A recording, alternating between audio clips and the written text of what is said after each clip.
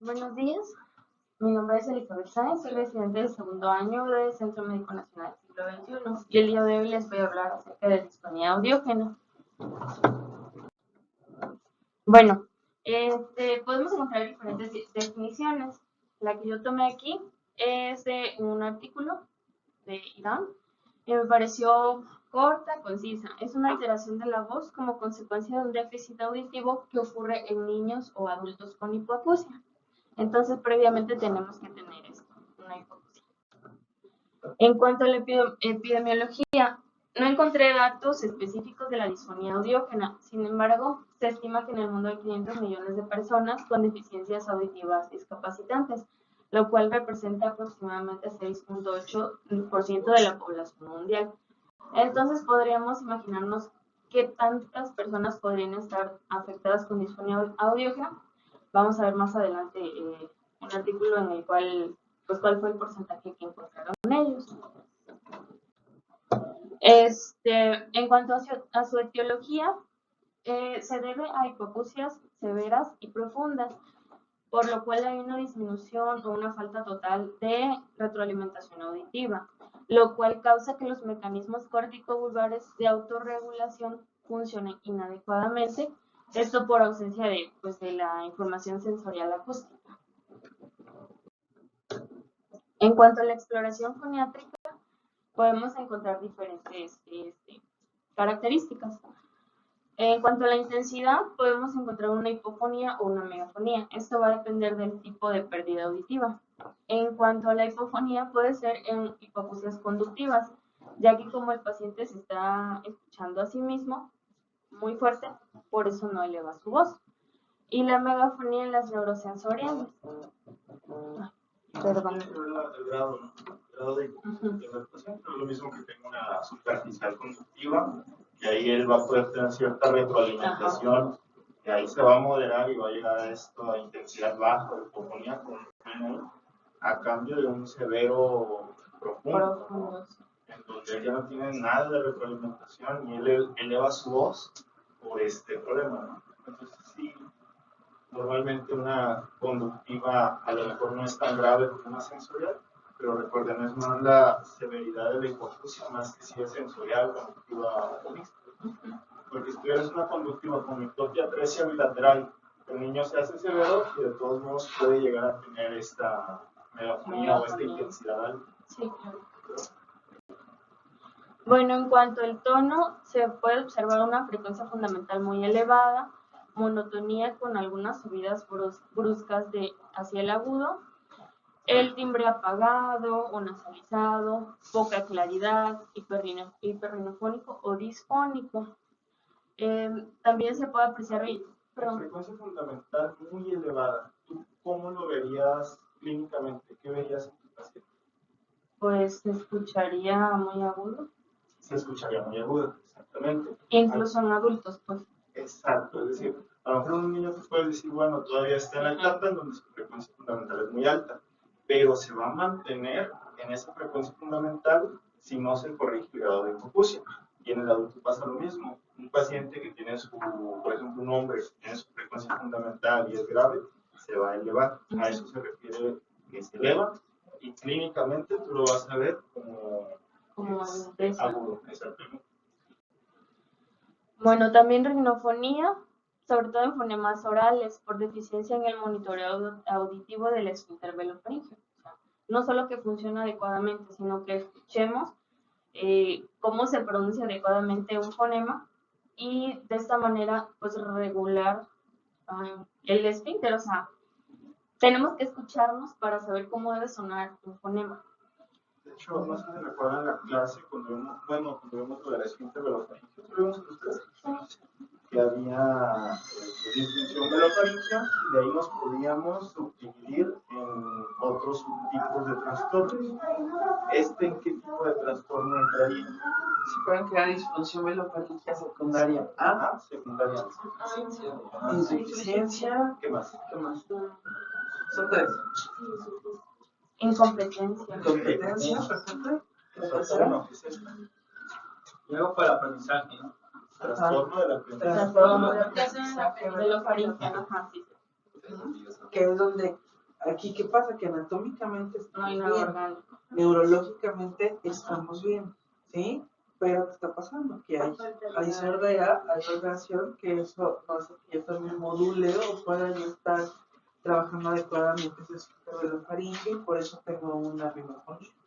Y eso nos lleva a la frecuencia fundamental del trastorno del sueño. Esa parte. Esa parte. Son dos cosas. Pero porque ellos tienen frecuencia fundamental. eh, Porque como no tienen la retroalimentación auditiva, elongan las cuerdas vocales. Sí, no, es que es un aprendizaje todo. O sea, háganme cuenta.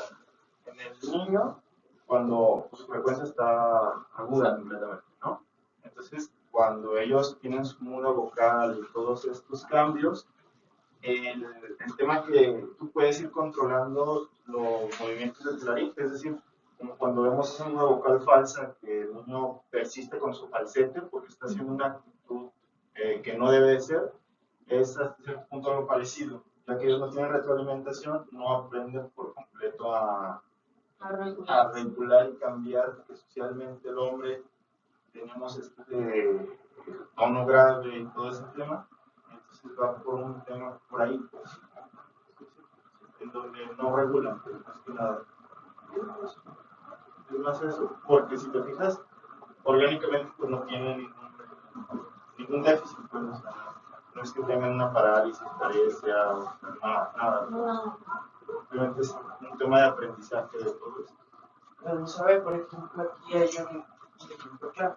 Bueno, su tono ya es grave, pero no es tan grave como otros. Ajá. Y cuando hablas, o sea, se me imaginía, ¿por qué? Porque su intensidad es alta, ¿sí? De tu voz. Pero llegan, si lo escuchan bien, y tú te llegas a escuchar, Martín, ahí de repente, ese tono que tienes ya está tan grave y se vuelve agudo, un poco más agudo. Un poquito. Nada más, como si fuese falsete. Sí, pues cantan así. ¿Será por la muda, doctora? Como nadar, ándale. No, apenas está transcurriendo su La muda. Esta edad, ya, la edad hace más aguda, ¿sí? Tenemos que estar educando mucho a nuestro hijo, ¿no? Para estar cuando evaluamos clínicamente estas disfonías.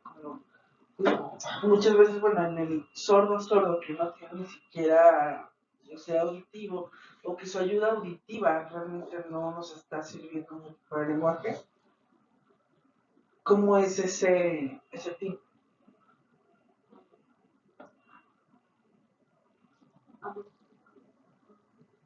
Combi no lo tiene. No es como.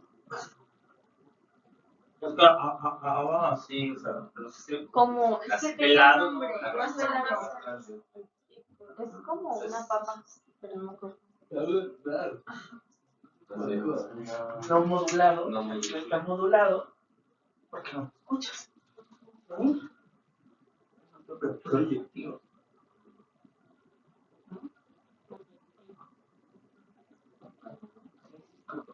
Ok. Bueno, hay un predominio de armónicos graves en el espectro de las vocales. El débito es más lento que en un niño con normoacusia, es decir, el número de palabras por minuto se encuentra en proporción inversa al grado de hipoacusia, por lo que es lo mismo. A mayor grado de hipoacusia, menor cantidad de palabras por minuto. Pues la voz de falsete y un esfuerzo excesivo en el habla overfuertes. Cuando quieren hablar fuerte, pues va a ser muy, muy fuerte.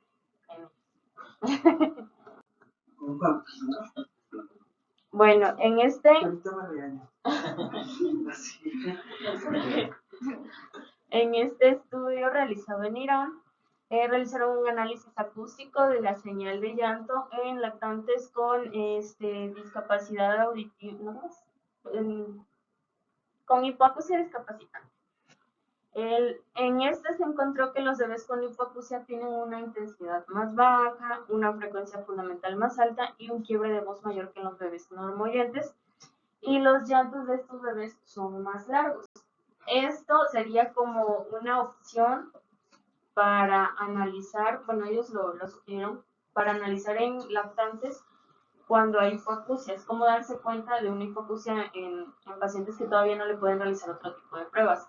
Y por tanto, pues también podría ser una opción para evaluar disfonías audiógenas en niños tan pequeños. Vamos a ver con las bases. ¿Cómo es un análisis acústico? O sea, ustedes, o sea, para que comprendan bien lo que está hablando. ¿Saben lo que es un análisis acústico? La voz. Pues necesitamos que la persona pone.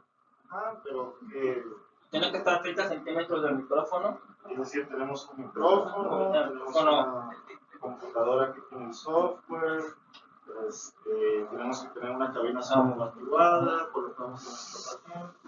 Entonces vamos a pedir que se haga una grabación de una tarea vocal. Estas tareas vocales normalmente pueden ser vocales, pueden ser palabras, pueden ser, como en este caso que ellos intentaron utilizar el llanto para medir todos sus parámetros. Entonces, ustedes hacen la medición, ¿ok? Y ustedes la van a poder analizar, ¿de acuerdo? Acá el tema es que, bueno, no sé si conmigo viste alguno. Sí. El otro día le estaba grabando la voz a un niño y entonces me dan de cuenta que el equipo empieza como a... Porque los niños se dan cuenta que yo le estaba pidiendo a un niño una tarea vocal de una A, pero el niño no la entendió bien y me ofreció una A así. ¡Ah! ¡Ah! Entonces el equipo a la hora de analizarme sus parámetros no me pudo ofrecer casi nada porque ofreció, hagan de cuenta que esto mide eventos periódicos, ¿sí? Entonces, en eso, el niño me aventó toda esta energía tan fuerte. El equipo da cuenta que mide 8 segundos así y después se para y tienes que abrir otra ventana para tú volverlo a medir. Entonces, el problema viene cuando tú quieres analizar todo esto, no es tan fácil, ¿ok? Es decir, cuando tiene eventos tan poco periódicos, el equipo no lo analiza. Y entonces ahí es cuando tú tienes que ir decidiendo qué parte del espectro del oscilograma vas a analizar para que ahí saques tu espectrograma y ya puedas analizar todo, bueno, poder obtener algo, ¿ok? Entonces, la verdad es que sí se podría, pero es un poquito complicado, ¿de acuerdo? Si ahorita que lo he intentado hacer con niños, el equipo se vuelve loco. El tema es que, por ejemplo, cuando este equipo, que ya es profesional, sí tiene filtros en el sentido de que si se pasa, por ejemplo, la intensidad, el equipo te lo empieza a poner en rojo, así como que ya no... ya no le des ya no dejes que se sobrepase tanto porque no te lo voy a poder analizar.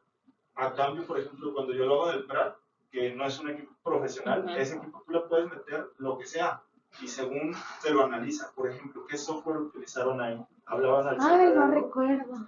Porque es muy diferente que te vaya a utilizar un equipo profesional a un equipo libre. Las condiciones, o sea, todo eso va a ir haciendo que tú puedas obtener realmente un parámetro confiable versus que solo encuentre. Haz de cuenta, el equipo te da resultado. ¿Sí? O sea, él te va a dar un punto, pero tú tienes que saber realmente qué tanto es confiable tu muestra vocal. Es como el gran problema de esto, pues en niños más que nada. Entonces, vayan viendo los equipos que software hay, pero les digo, yo creo que hasta cierto punto hay que tomarlo con moderación, que realmente nos vaya a dar información para saber si ese niño tiene hipoacusia, cuando actualmente los equipos tienen esa barrera, ¿sí? O sea, no es exactamente una tarea vocal tranquila que se pueda repetir, va a ser difícil que te pueda ofrecer los mismos resultados, ¿sí? Bueno, eso es lo que yo he visto aquí últimamente y que seguramente debe haber sido algo parecido, porque el llanto, pues imagínate lo aperiódico que es, y este equipo busca eventos periódicos para que los pueda analizar.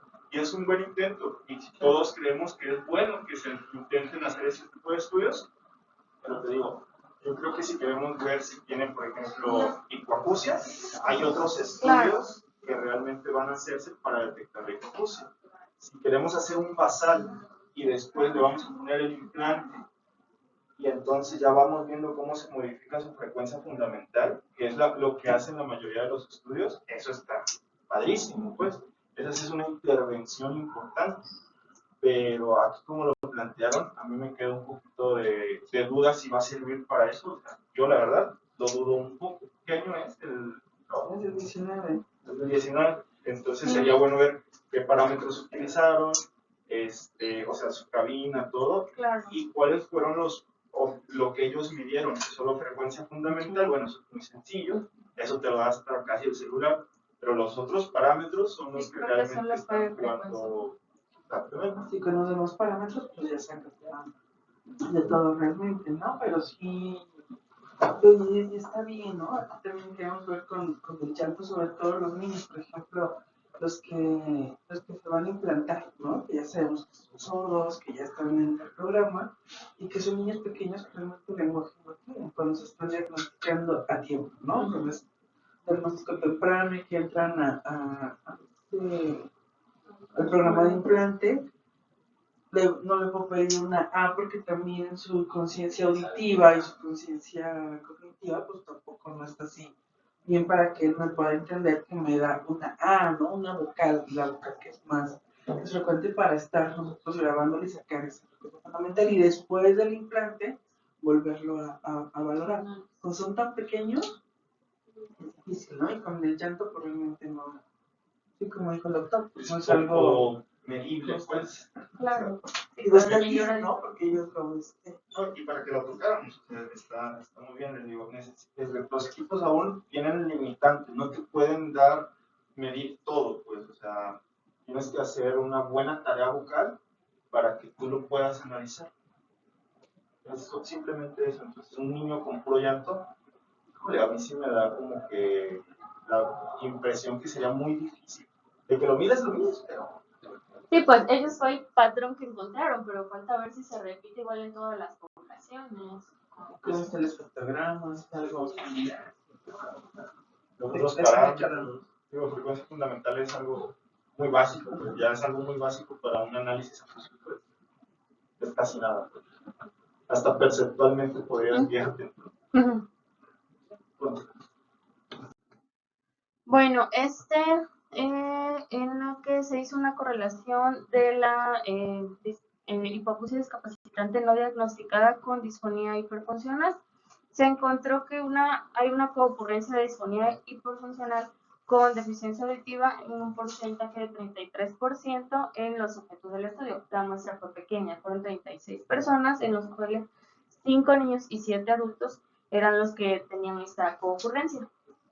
Entonces, aquí ellos encontraron que una tercera parte de su muestra pues tenía una disfonía hiperfuncional y es como para darnos más o menos una idea de cómo están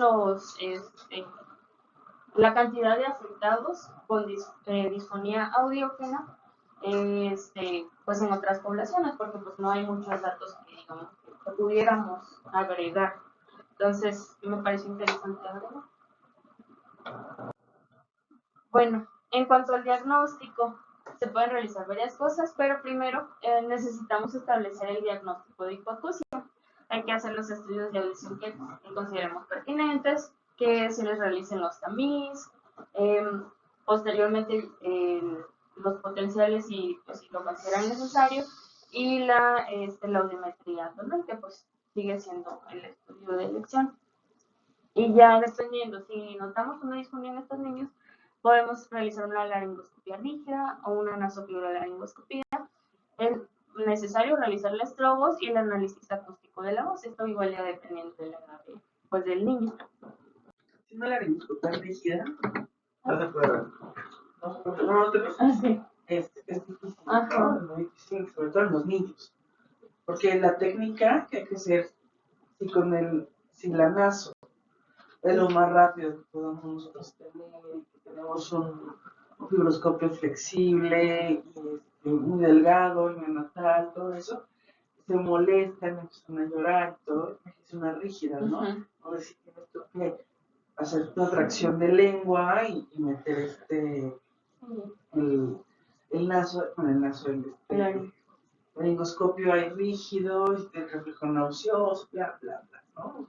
Está muy difícil de niños, en adultos sí, ¿no? Y antes era lo primero que se hacía, ¿no? Y era lo que se temía. Y antes hasta los espejos laringeos. Imagínense los niños, era mucho más difícil, ¿no? Si de por sí cuando tuve aquí la laringe ahí, bueno, ya les tocó la pantalla. Pero entonces era directo de la fibra y se vio tan chiquito, así. Sí, si quieren un día nada más así con la pura fibra lo hacemos, así nada más. En el general, como Y llegan se a piso, así lo hacen. Así es nada más aquí, así tú lo estás viendo. Y aquí, pero es chiquita. Lo haces en el adulto y pues si estás acostumbrado, por ejemplo, yo que una línea, nos acostumbramos a verlo, aunque estábamos así porque tampoco teníamos pantalla antes, así era grande. Llegas aquí, las estructuras chiquitas, y te sorprendes. Luego usas un espejo laringeo. Sí, yo no sé cómo lo usaba, el espejo laringeo, cómo lo veía. Como una cosita así también y... Bueno, y entonces al realizar la nasolaringoscopía podríamos encontrar incluso patología laringe adquirida, una hipertrofia de bandas, podríamos encontrar nódulos o pólipos secundarios a esta disfonía audiógena, que pues sabemos que esto no es como la lesión inicial, sino es secundaria a este déficit auditivo por falta de retroalimentación. Bueno, el tratamiento depende de la etiología y el grado de la hipoacusia. Es tan importante realizar una detección precoz para que se pueda realizar una adaptación individualizada a lo que cada paciente requiere. Y de esta manera poderles dar un auxiliar auditivo o un implante coclear.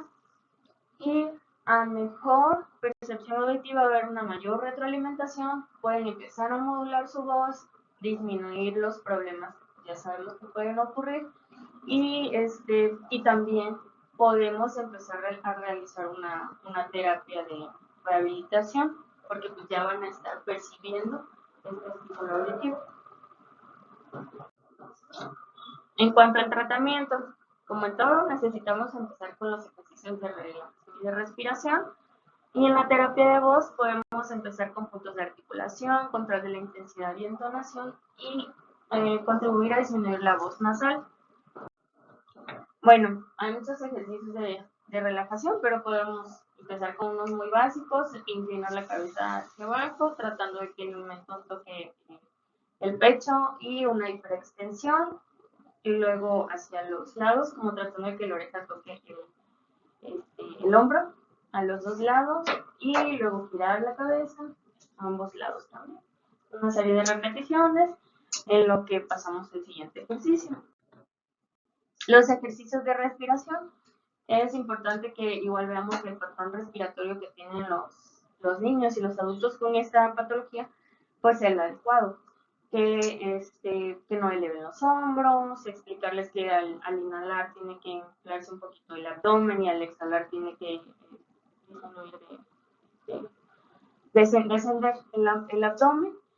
Y podemos comenzar inhalando por la nariz, elevar el abdomen, luego sacar el aire suavemente por la boca, haciendo ese descenso.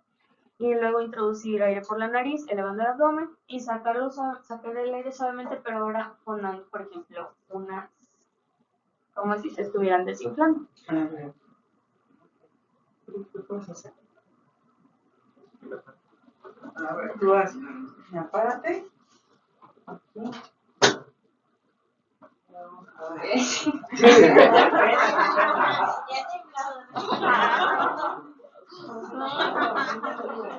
¿Cómo crees?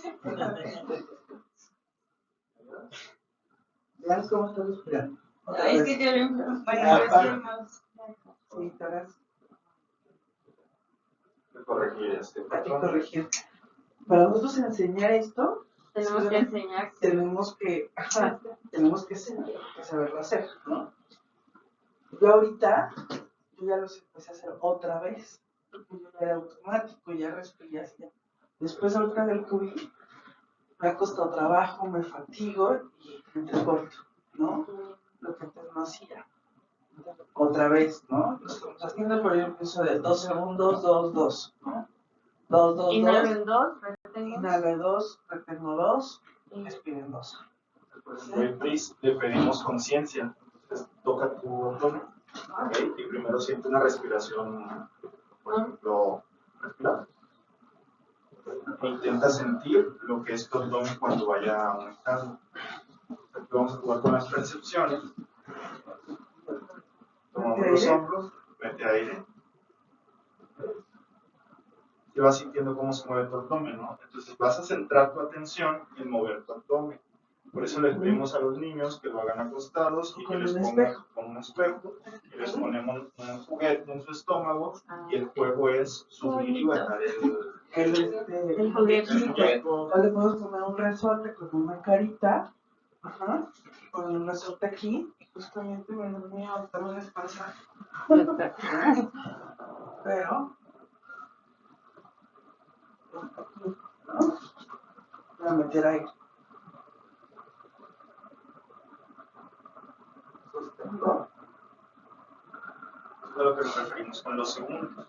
Le tardó 2 segundos respirar, lo mantiene 2 segundos y lo saca en 2 segundos.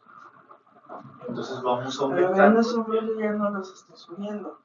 ¿Qué pasa si yo estoy haciendo lo que hace Pris? Aunque no se vio como mucha gente que no mete aire. ¿No? No. Se vio menos. ¿Qué hace? Que tu capacidad respiratoria sea menos. ¿Por qué? Porque lo que falta es que va a ser chiquito. Si yo bajo el diafragma, al meter aire, es más, entonces la capacidad pulmonar aumenta y yo ese aire lo estoy utilizando también para mi voz. Acuérdense. Y estoy hablando más, sin fatigarme. Listo. Y ahorita sí me toca, ¿no? Porque ahorita mi capacidad pulmonar está disminuida. ¿Sí? Entonces tengo que estar haciendo esos ejercicios de respiración. Pero siempre, toda la respiración debe de ser ya más abdominal, como dijo. Y lo tenemos que practicar, y usted lo tiene que practicar. Porque ahorita ya había pedido que no. Bueno, pero mientras más lo estamos practicando, ya después se hace automático y ya lo hacemos, o sea, lo hacemos. Entonces, ya para que nos le vamos a explicar al paciente cómo hacerlo, pues, obviamente, dice, saber, mete aire así, mira. No, pues te va a imitar y no está mal. Sí. Ok, y igual podemos hacer fonación de alguna vocal, que pues, no sé, una A, por ejemplo, al momento de expirar. Hay muchísimos. Puedes hacerlo entrecortado, por ejemplo, luego te ponen los libros.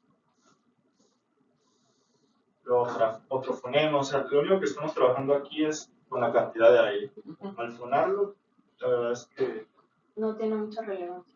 pues sí tiene relevancia para que vayas aprendiendo ya tu actividad vocal, pero puedes hacerlo con muchas modalidades.